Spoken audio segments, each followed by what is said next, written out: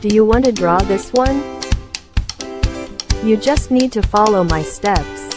Look at the direction and shape of my lines or curves. Let's move your marker now. Check it out, it's very easy.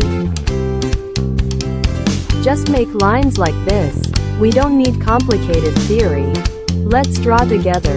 Don't be afraid of being wrong. Everyone has their own artistic soul.